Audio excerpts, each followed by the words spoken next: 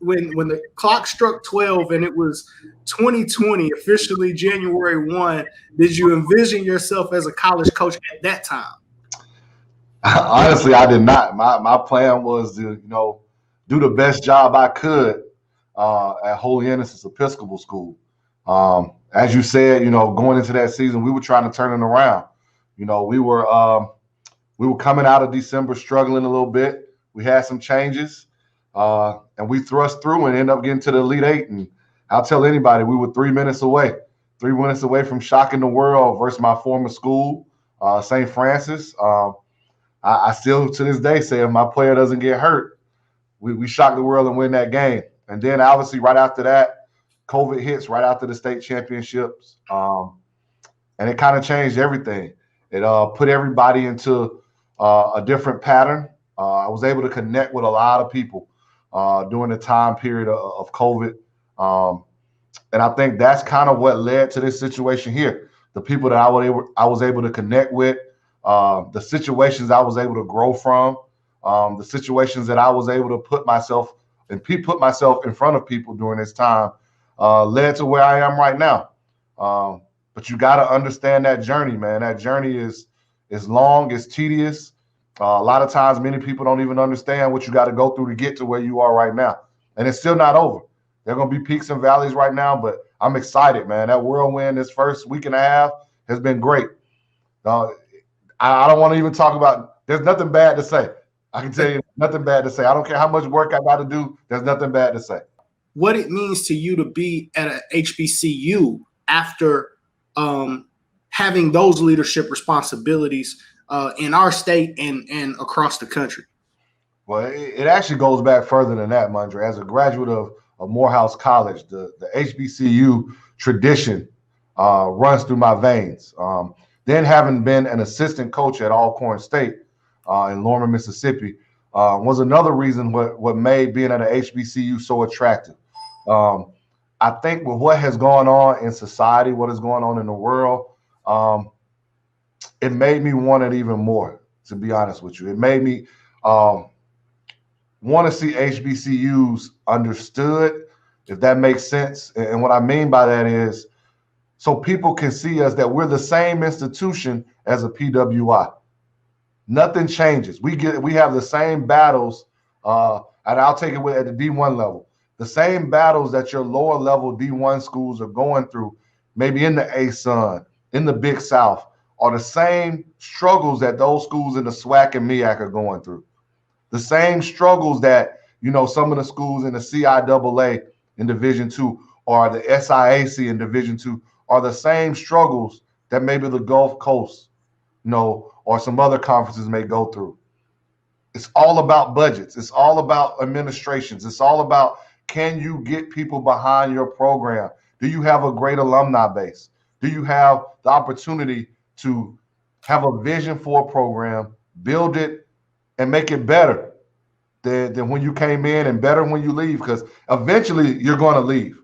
Either you're going to get fired or you're going to get a better job. I think that's the realization of college basketball, and I'm okay with that. So my job is to make Voorhees better in every way. And Coach Mitchell, the guy I'm replacing, did an absolutely great job in what he was able to do during that time. But I think we stand at a time in history where we've got to understand the importance of a HBCU, the importance of why they were founded and why they're still around even today. What will your connection be to the high schools around the Denmark area and in South Carolina as a whole? They've got to know who Voorhees is. They've got to know what we're about. They've got to know who I am. And it's not just about recruiting. It's just about relationships. I mean, you know me pretty well, Mondre, and know that it's not just about, can I get a kid at Voorhees, but it's about, can I help that kid get somewhere, even if Voorhees is not the place for him. So that's my charge here, not just in Denmark, but the surrounding areas. We're 30 minutes from Orangeburg. We're about an hour and 15, hour 30 from Charleston, an hour from Columbia. I've already hit the ground running. I've been to some schools already in the area, and I'm going to continue to be in some schools in the area because they've got to know the Voorhees Tigers. They've got to know Tiger Vision. They've got to know about committing to the V and what we have to offer here in little old Denmark, South Carolina, as our president Dr. W. Evans says, little old Denmark, South Carolina. As you were going through the summer, one event happened that kind of took place that I didn't realize was foreshadowing at the time, but maybe it was a little foreshadowing or inspiring for you. When I look at Bucky McMillan getting hired as the head coach at Samford, did anything strike into you at that moment to say, hey, you know what? I'm at that level of I'm one of those nationally respected high school coaches. Maybe I can do this as well. It's funny you mentioned that because I remember when that happened, I had a conversation with Mark Byington, who was my former boss at Georgia Southern. And he said, if Bucky can do it, Cabral, you can do it. I've been around you. I know what you're about.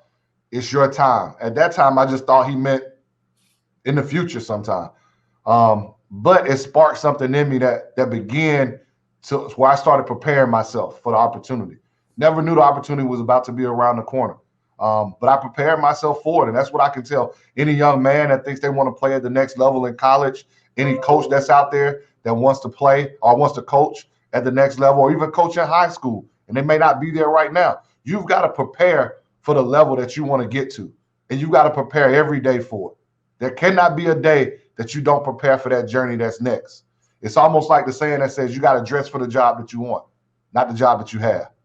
Coach, what the process of you getting there at Voorhees from the time you were first contacted all the way through, what were some of your thoughts as you were going through and you found out that this opportunity not only was available, but you had an opportunity to become the next head coach at Voorhees? Number one, it's a blessing, man. I will tell anybody, especially as an African-American male, the opportunity to be a CEO of your program at any level in college is something I don't take lightly. I don't think anybody else should. It's why I'm sitting here right now. I think when you talk about that process from the initial phone call to the next step of a Zoom interview, because we were in COVID, and that was kind of spaced out, you know. So I'm literally preparing my team. I'm going to the season. Like, I got to be ready for us to be better than going to the Elite Eight, to getting that Zoom interview, to then becoming one of the finalists where I have to come down to Denmark, South Carolina, and preparing for that, to getting that phone call that says, we want you to be the next head coach at Voorhees College, and realizing that this is a dream that I've always had. I don't know if a lot of people can say that. Some people try to say they don't have that dream, but I've always had that dream of becoming a head coach at the collegiate level. And really just honoring my parents, man. You know, my mom was never able to see me coach a game as a head coach at the varsity level. And my dad only got to see it for a season. So I think everything that I do since that point, since the first time I became a head coach, is what has kind of gotten me to this point, to make sure they can look down and say they're proud of their son and how I'm impacting the young people that I'm blessed to serve.